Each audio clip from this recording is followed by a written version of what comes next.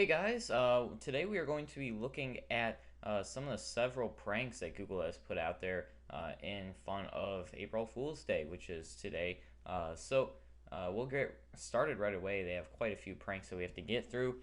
First of all is Google Weather Control. So basically, if you go to Google Search and you go to search for weather in a certain city, instead of just displaying that current weather, it will actually allow you to kind of change the weather in that city. So I can make it 5,000 degrees in San Francisco. I can make it snow while it's 5,000 degrees. I can change the wind. I can change the future forecast as well. And then if you click update weather, it'll warn you that it'll take approximately 45 minutes until the weather will change. So that's one of their little fun pranks that they have going on there. Next is Google 8-bit map. To get to this, go to google.com/maps. There's a button here, start your quest, and then try it now. And here it is, very NES-like 8-bit style here.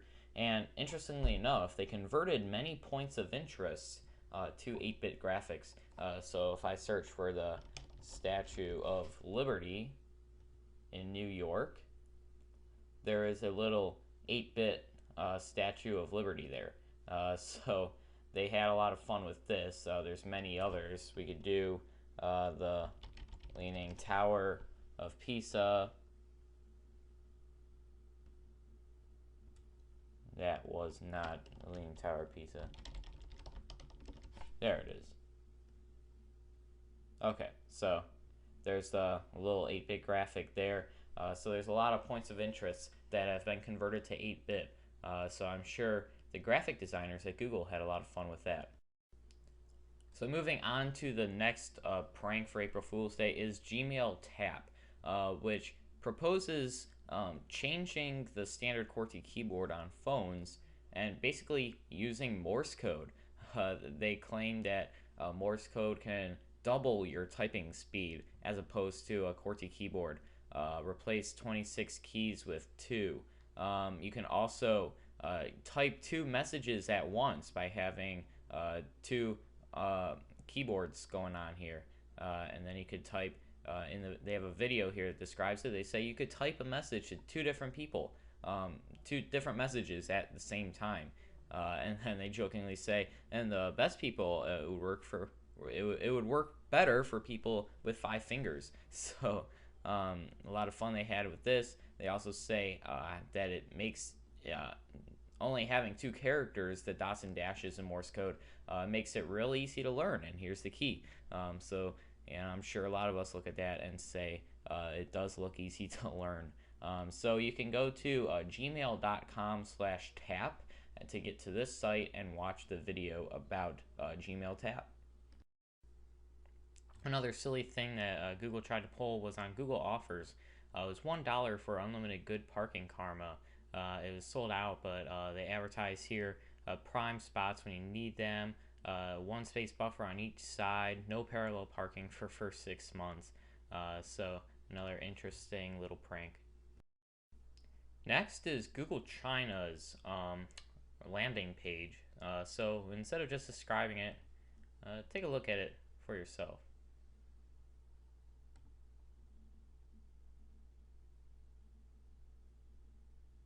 So pretty normal page here, and then yeah, the Google stuff falls into the water.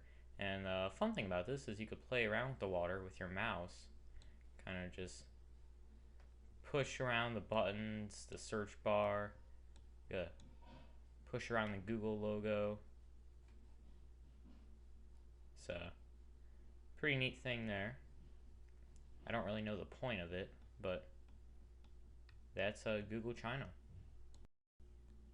So next is Google Chrome multitask. So you have to be in Google Chrome for this one, and to get to it, go to google.com/chrome/multitask, and then, well, if you click try multitask mode, you'll see what happens.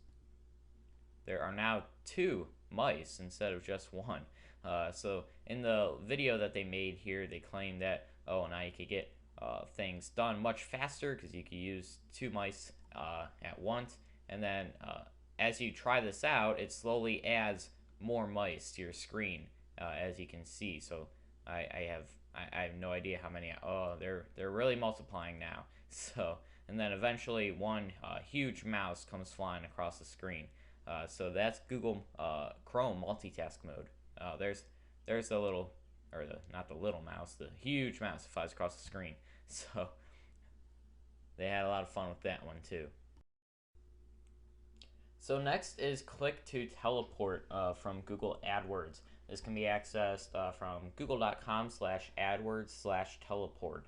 And basically what this is advertisements that appear for what used to be local businesses. They can now be worldwide businesses. They will now receive a little teleport me button, which will take you directly to that restaurant in a sense. So the button obviously does not work since we do not have teleporting just yet in this age of technology. However, this is Google's dream, I guess, for what would happen once we have teleporting available. So the next prank is Google Fiber, and they kind of morphed our idea of the Google fiber optic network that they were creating in Kansas City, in Kansas and Montana, and in this video of Google Fiber for April Fools, they say, "Oh, well, no, that's not what we're doing. We're making a Google Fiber bar that you can eat to get more fiber." So this is actually a health approach here. It's very well played, and to watch the video about it, you could go to google.com/fiber. Next up, we have Google Racing, which is a fake partnership with NASCAR. And they're using the Google car idea that they had, where they developed a car that could drive itself. And they're using that to now develop a car that could drive itself on the racetrack. So here we have pictures of, I believe this is the Google president or vice president on a racetrack in a NASCAR car that is driving itself. So they just implemented that idea and partnered with NASCAR for this little prank. And NASCAR also has a video on their website explaining the entire Google Racing thing. So to learn more about this, just go to google.com/racing. Next is Google Streetroo. This is basically Google Street View, however, in Australia, which does not yet have Google Street View. So basically, they're putting cameras on kangaroos, which will basically cover all of Australia and allow us to use Google Street View in Australia. So that's Google Streetroo, as they call it. Next, we have Google Really Advanced Search. So if you're on a search results page, at the bottom will be Really Advanced Search in addition to Advanced Search. And this just adds a bunch of goofy things. So we have the regular advanced search things, but then we have words almost, but not quite entirely, unlike rhyming slang for, subtext or innuendo for, and then the words blank, but not blank, unless they contain either the intersection of phrases blank, blank, and blank, or a gerund, in which case the disjunction of blank and blank will also be taken into account on Tuesdays. So they have some really crazy things. And then you can do linked from or to pages that, and then this, all this stuff. You can narrow results by font, origin, all this crazy stuff here. So that is the Google Really Advanced Search. Next is the YouTube collection, which you can get to from youtube.com/the YouTube collection. And basically they claim to have put all of YouTube on DVD. They separate YouTube categories, as you can see here. There's viral highlights, makeup tutorials, dubstep remixes. They put each of those categories on different DVDs, and then when you insert them into the DVD player, you can choose from a menu the videos that you want to see. They ship in these large trucks, as you can see here, and they claim once you order that you receive weekly shipments that keep you updated with the videos that were uploaded to YouTube since your last shipment. So they even have a functioning order form here. You could choose different genres, or you could say the complete collection. You could choose shipping trucks, freight, vessel, or postal service. So just for fun, we'll do postal service. And it says we selected 548,076 discs. Click continue. We'll gift wrap it. Why not? And we could stick with DVDs. We could also do video cassette, a laser disc, or a Betamax tape. So we'll just do DVD. And so our grand total comes to $2,878,164. And then if we go to continue, it will tell us that our order has been placed and our estimated delivery date is June 16th, 2045. So that is the YouTube collection. Lastly, we have the Google Jargon Bot. This is part of Google Apps for Business, and what it does is it will analyze text that is in jargon, basically, with long words and hidden meanings, and the Jargon Bot will basically break it down into something you can understand. There's a really funny video here about how exactly it does that. You can get to it from google.com/apps/jargon, and that will pull up the video. I recommend you watch that. It's really funny, some of the examples that they have.